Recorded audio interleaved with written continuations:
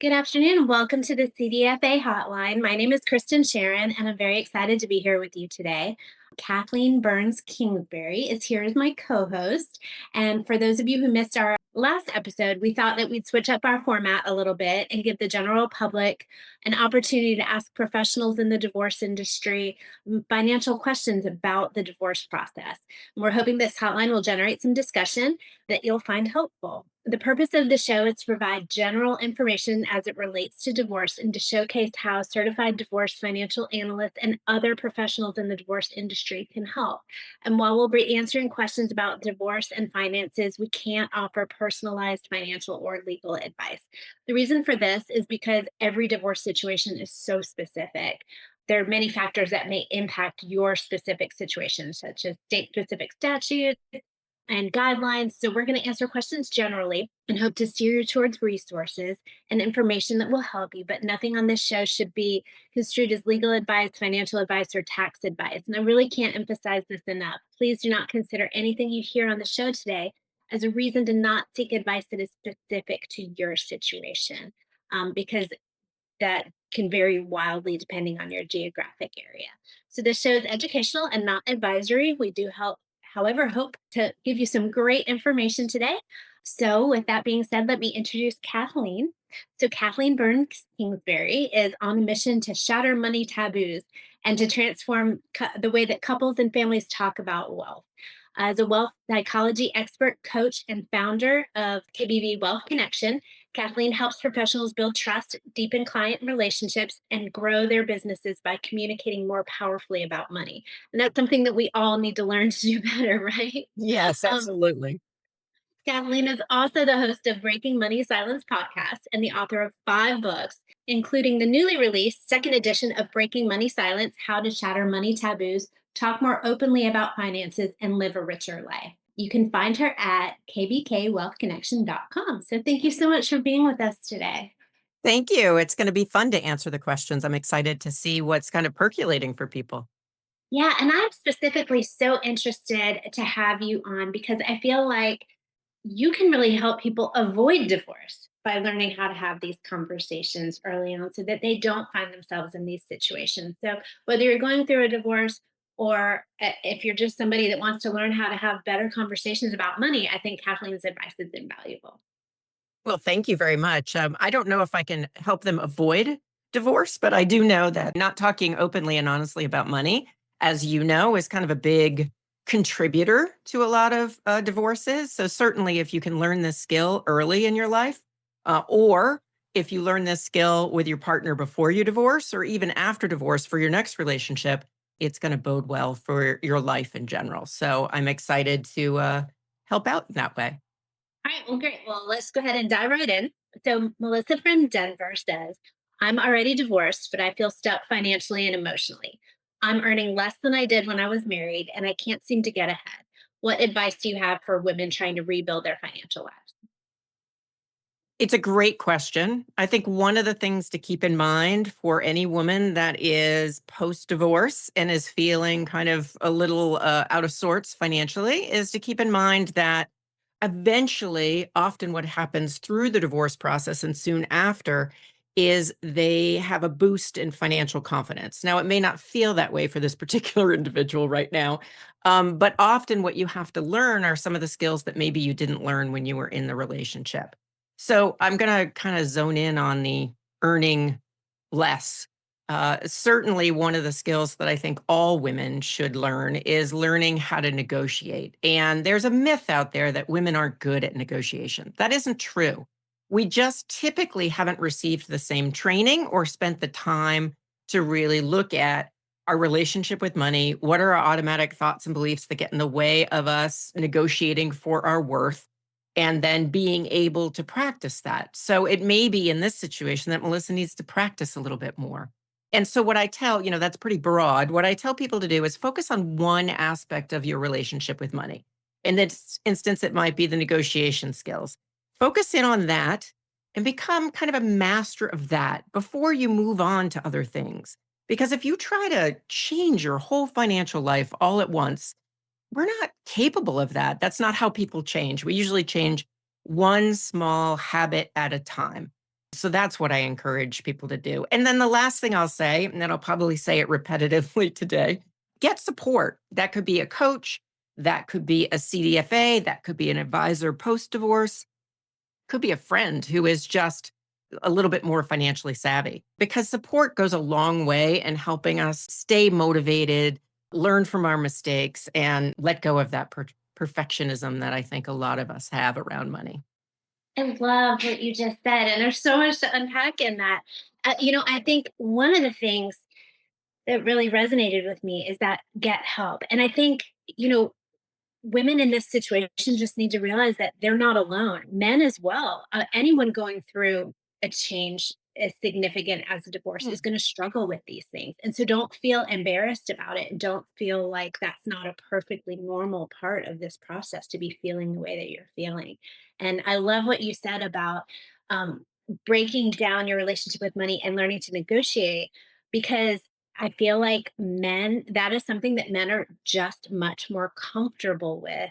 It is diving into the money. I know that when men come in my office to do a consultation, they almost always come in with a spreadsheet ready to go, ready to have the money discussion. Whereas women come in and, they want to talk about the kids and the school district and, all of these other things. And they do eventually get to the money, but men go there first, and I think it's just something in our brains that needs to change. I think it's a cultural shift that is certainly happening, but I would love to see it happen more, and women take more ownership of that portion.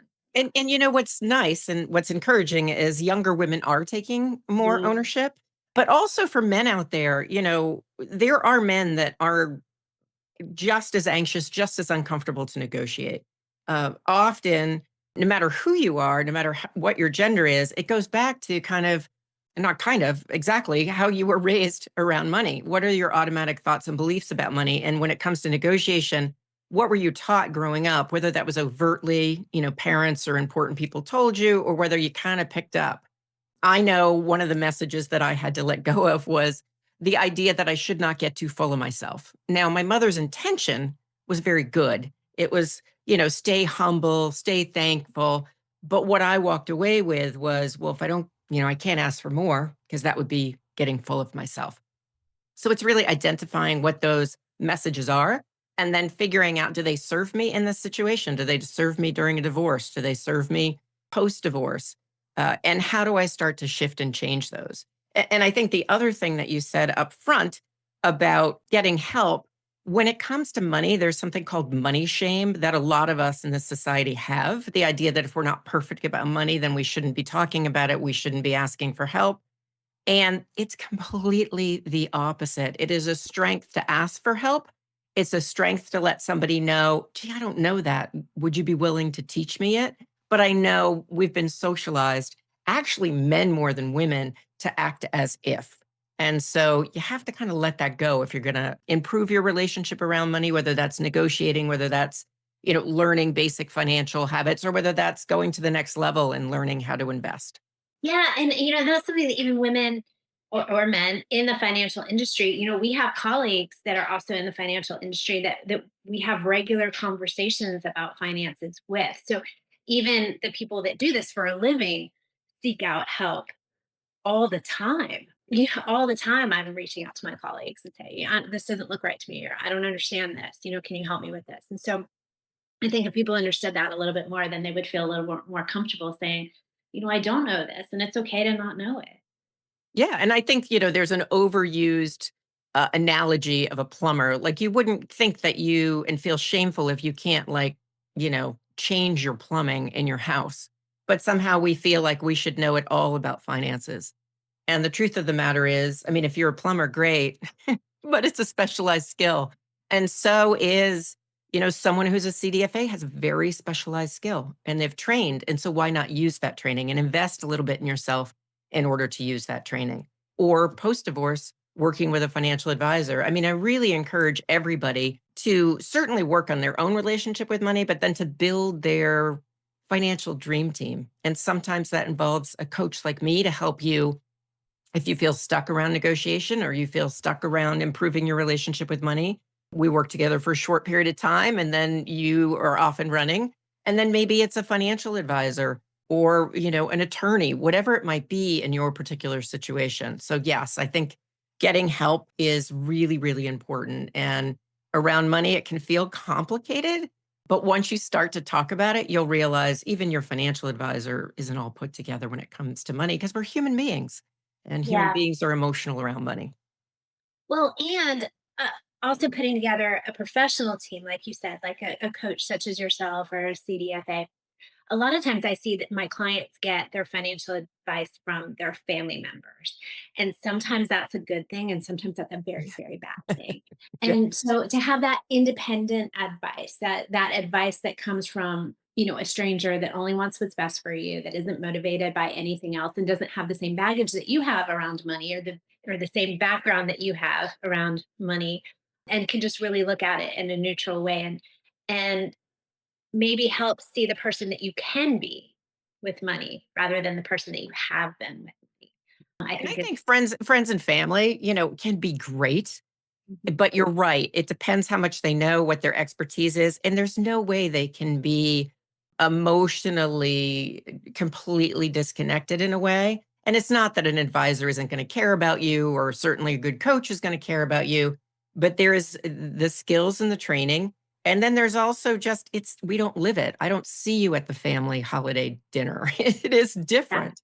And there's a reason for that. And I do think, when we talk about the emotions around money, don't feel bad that you have them. It's figuring out, oh, I have emotions around money, especially going through a divorce. Of course, you have emotions around money. You probably have a lot of emotions about a lot of things. And it's how do I make sure that I'm not letting those emotions make the financial decisions? Because that's when we get into trouble. Yes, that's so true. Okay, next one. I'm Ethan from New York. My ex and I are trying to split assets fairly, but emotions keep getting in the way. How do you recommend we approach these money conversations without making things worse? Well, I think in that situation, what's great and Ethan needs to be aware of is like at least they know that there's a problem, like emotions are getting in the way. And we're trying to be fair. I mean, those words really pop out for me. And so this is a great time for a mediator to come in and help you have the conversations you need to have in order to split the assets fairly. And Christian, you might know more about mediation than I do because my realm is more the wealth psychology space. But I do think having that neutral party who isn't representing one or the other can be so helpful during that situation. And it's because, again, they have a certain type of training and they literally, their job is to make sure that they are coming up with a solution that is fair to both of you. And so I really do believe in mediation, and it often can really help not only save you money during the divorce process, but also not waste money just being triggered and angry and working through that. And if you have kids, it's a really good role model to show your kids, hey, by the way, even though mom and dad aren't going to live together and we're not going to be married anymore, we can still have a financial conversation that's civil. Yeah, and I mean, and that would be wonderful. And this is something that I do see all the time that you'll have one person, one spouse that says, I'm ready to have this fair and equitable conversation. But the reality is that you're no longer aligned. You're not a family anymore. You're going your separate ways. And so there isn't that trust that one Mm, person is trying to convey, the other person may not feel. And it's a barrier to settlement because they one probably don't have the financial knowledge that the other person has. And this is a situation where a CDFA really can, in addition to a mediator, can mhm, really be very helpful because they can come in and just verify the numbers and go, yeah, these numbers are right. Or, yeah, this really does look fair. And sometimes having a third party come in and say, yeah, this looks about right is really what you need to get over that hurdle of, that distrust that mm. exists in situations like this that I see because you'll have that one person that really is ready to move it forward and the other person is just really not in that same place. And it's almost always because they don't have the financial knowledge to make those decisions. Well, I'm going to add another piece, but before I do, one of the things I think people listening in today should be aware of is often CDFAs will work with mediators that ultimately will work with the attorney. So it's, again, a team approach in order to help you and your family get through this difficult process. But the other piece that's interesting to me, again, because of what I specialize in, is money is a symbol. And so often when we are butting heads, even in a good marriage, when we're butting heads or when we're getting divorced, there's certainly more conflict there. Often it's what the money symbolizes. So if you find yourself in a situation either where you're feeling like you want to have a fair settlement and maybe your soon to be ex is giving you a hard time or vice versa, step back and think, if it wasn't about the money, if it wasn't about who gets the house or who gets the settlement on, the pension, what else could it be about? Is it this person's hurt? And if I stay connected with you through anger, then I don't have to grieve the loss of this marriage? Is the person just feeling like I'm just going to give you a really hard time? Or is it, and often it can also be, do they not have the financial knowledge to understand? Because it's really confusing, all the different ways in which you can split assets and the different ways states does it. But I also think that the emotions behind it, if you can be compassionate for a moment with the person that you're divorcing, what could this be about if not money? And if you are the person who's kind of really got your feet dug in, if it wasn't money, what would this be about? And sometimes that can free you up because it's okay that you have feelings about it. It's just holding up a divorce and being hurtful and costly to both sides and to the family ultimately really doesn't do anybody any good, even Mhm. though in the moment it can feel like this is doing me good. Very, very true. Okay, this is Laura from Phoenix. And she says, as someone working full time and raising kids alone after divorce, I'm exhausted. How do I take care of myself so I can make good financial and life decisions? Great question. I would be exhausted. Full disclosure, I don't have children, just having children, let alone going through a divorce and working full time. I think one of the things I see with the women that I coach who are going through a financial transition is it's important, number one, to let go of perfectionism. Like, let go of the fact that somehow if you had the secret to how to do this, you would do it perfectly. So letting go of the perfectionism. And then I think setting really small goals. And I actually encourage people to put the self care in their calendar or whatever they look at every day. And so even if it's 10 minutes, I'm going to take 10 minutes and I'm going to take a short walk to the mailbox. I'm going to take 10 minutes. I'm going to hide in the bathroom from the kids. I mean, obviously, not if there's a crisis, but, and just like take a moment for myself. It's really scheduling in that self care to give you a moment to breathe. Mhm. And again, think about what is it that you need and how do you break it down into the smallest behavioral change. So if you're somebody who's always want to do yoga, don't set yourself up and say, I'm going through this really stressful divorce. I'm a single mom and I'm going to yoga 5 times a week. Because you're not going to be able to do it, not because you're not a good person. I don't know many people that do yoga 5 times a week, but that's just too big of a goal and a behavioral change. But it may be, I'm going to do yoga breathing 2 times a week. And then I'm going to try to get yoga on Saturday when my mother has coverage for the kids. So it's breaking it down into small chunks, letting go of perfectionism. And I think the third thing, which we've been saying over and over again, get support. And this time I think it's an accountability buddy. Is there a friend that can go to yoga with you? Is there someone who can check in and say, did you do your self care? Again, could be a coach, could be just a caring friend. Girlfriends are great for that, of making sure you're taking care of yourself.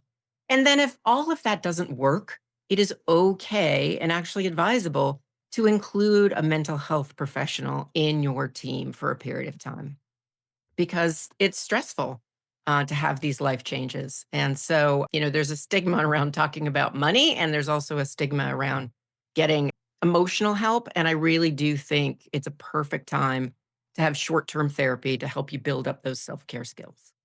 Yeah, absolutely. And I love what you said about scheduling your self care. I'm so guilty about that.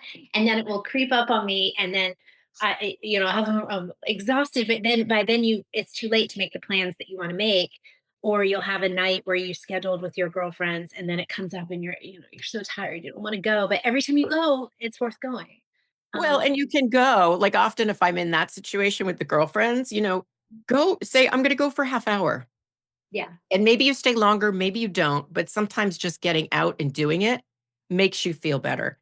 And then there's also the scheduling. I mean, I'm a planner, so it's easy for me to do this. Not a financial planner, but a planner as a person. And, I just did this before jumping on this podcast with you. Like, where's my exercise this week? Where can I fit it in between my clients and my work and my other obligations? And, putting it on the calendar for me helps me. It's harder for me to not do it if I've seen it in writing. Other people may have other tricks. Whatever trick works, just make sure you're scheduling it.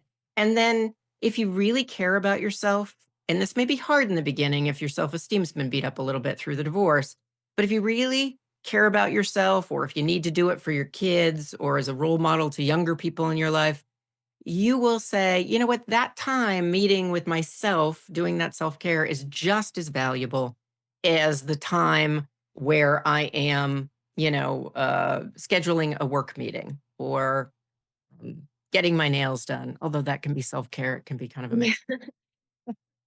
I do know as a full-time working mom, Yeah. I always had a ton of guilt about I was already away from my children so much because of work to schedule something away from them. And I also think that it is possible to include your children in your Mhm. self-care. If exercise is priority for you, take the kids. Yeah. If you want to have, a spa night at home. I mean, I think that there are ways to incorporate your self-care in with your children if that's what's stopping you from doing it.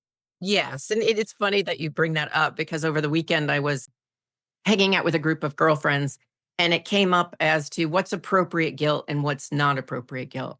And appropriate guilt, we feel guilty because that helps us be good citizens.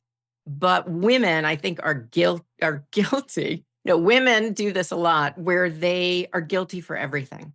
And so it's really about, is this something that's appropriate guilt? Can I include my children to make me feel better? But I also think, and you tell me because I'm not a mom, I'm a kitty mom, so it's very, very different. Sometimes you just need time without your children. So maybe you Mhm. do 3 self-care things during the week with your kids, which I love because that you're role modeling to your children that this is part of what you do as a healthy human being. I think that's great. And then maybe one small thing you do for yourself. I love that you raised that point. It's really important. But remember, it's all about appropriate guilt.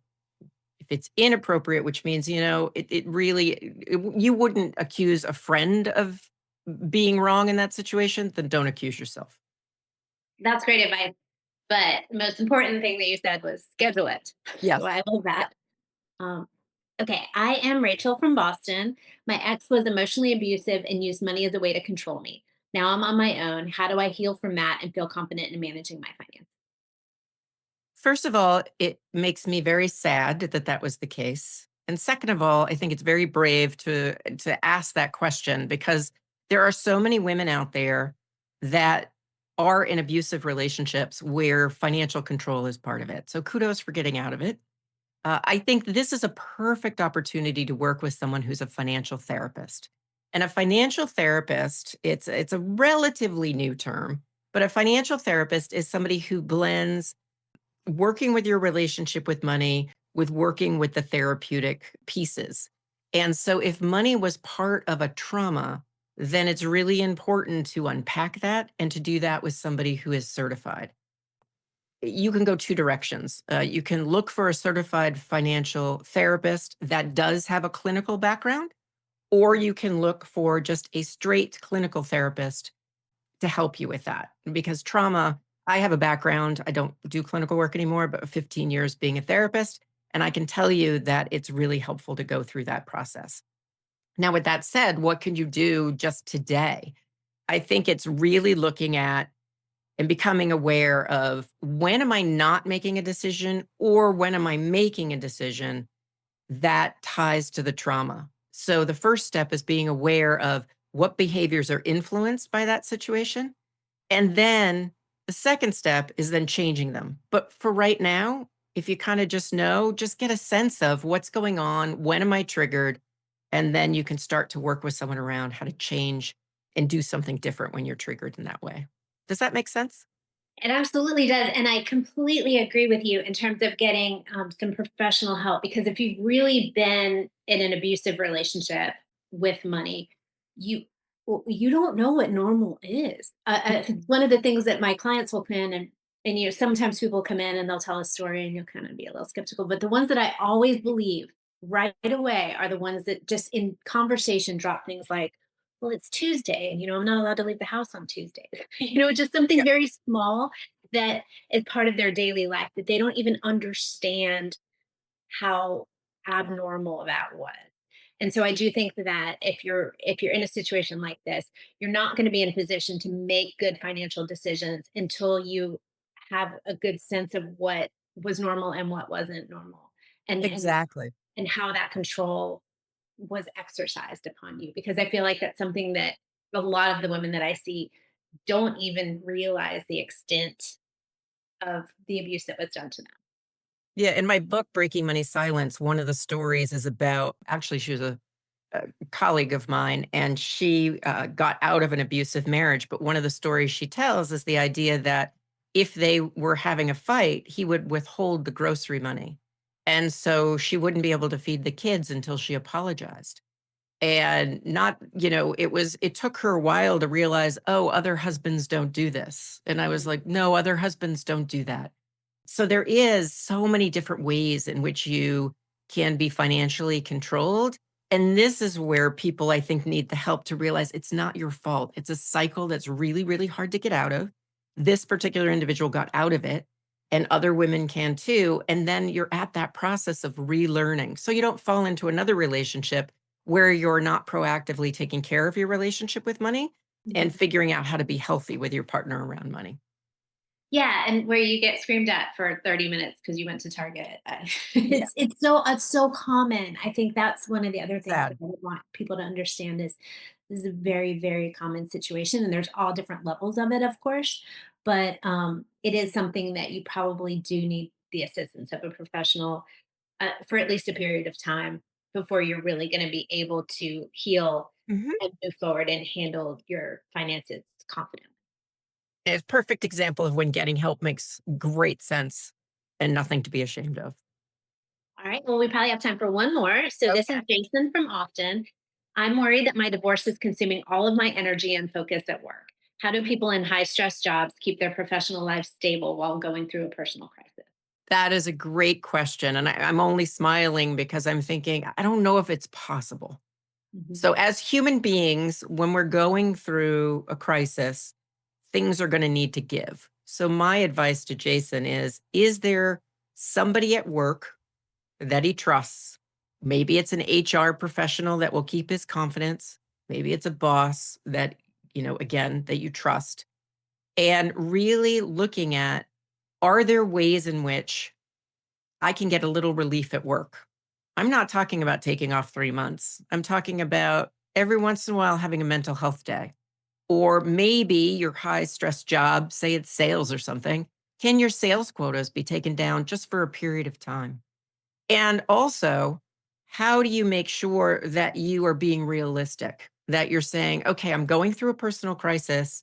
Of course, I can't operate at the exact same level, but it doesn't mean you won't get back to that level. And it doesn't mean that people are going to look down on you. People have these crises. In fact, newer companies and certainly people who are Gen Z will talk about, like, oh, I took a mental health day.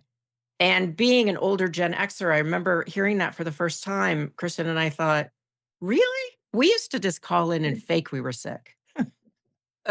So what I love is there's transparency around it, but there's also support if you work at a corporation or you work for a boss that is empathetic. And I'm not, again, not saying not to be a high performer. I'm saying just give yourself a break for a little period of time so you can deal with the personal stuff and then get back on track professionally. I don't know if your advice would differ. Kristen, what do you think?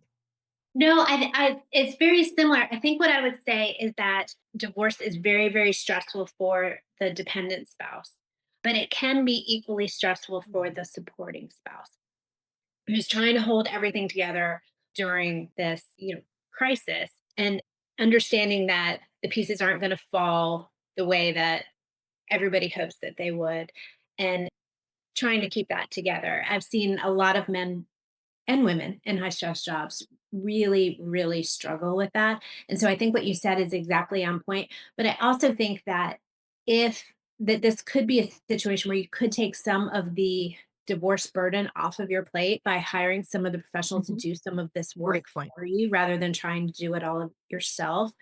I was at a party this past weekend, and I was talking to someone, and I told him what I do, and he didn't understand. He's like, "What's so hard? You just divide it in half." Well, it's not that it's certainly not that easy, and anybody that's been through it understands that it's not that easy. So I absolutely like what you said about reaching out to, your HR department or your boss and just saying, "Hey, listen, here's this period of time that this is going on." But also a lot of employers are starting to have some employee benefits related to divorce. They're starting to have, some therapy sessions, some coaching sessions. I've seen some EAP groups that are starting to include CDFA work That's as great. part of your employee benefit package. So I would also say, reach out to your employer and see what resources they have available to you, and maybe take advantage of them, because there may be some things that you're not aware of. You're certainly not the only person in your workplace that's gone through a divorce. So I would reach out and see what resources are available. And I understand if you have a high stress job, maybe that's not the person that you want to lean on. I do understand why some people would want to keep that Yeah. confidential from their employers if that's what you feel like you need to do. But if that's what you feel like you need to do, then you certainly need to be getting that outside support and that outside help to help support you in that, because it's not sustainable, exactly like you said. And divorce takes a lot of personal time. Yeah. It's a Like a lot of full-time work on the job back for a period of end. time. Yeah. Yeah. So I think to the get the that other help. thing I just wanna jump in really quickly that I was thinking of when you were, giving your perspective is, we often talk about gender myths in women.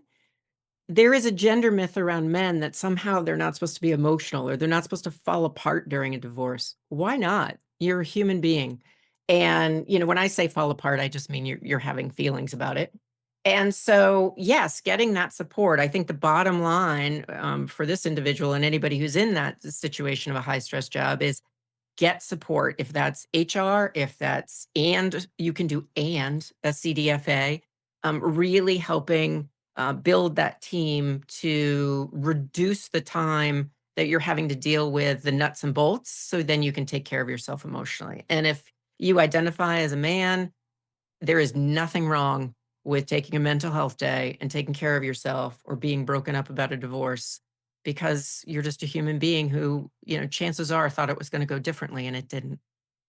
Yeah. Well, thank you so much for being here with me today. This has been great. If you are looking for information about Certified Divorce Financial Analyst, you can find that on our website at www.institutedfa.com. If you search under the public heading, you can find a Certified Divorce Financial Analyst in your area or a certain specialty that you may be looking for. If you have additional questions for Kathleen, you can find her at her website, which is kbkwealthconnection.com, or you can purchase her book at kpkwealthconnection.com/books. I'm going to go ahead and put the link below. So thank you so much for being here with us today. This has been wonderful, and we really appreciate it. Thank you very much. I've enjoyed breaking money silence with you, and I love the work that the IDFA does. Thanks so much. See you next time.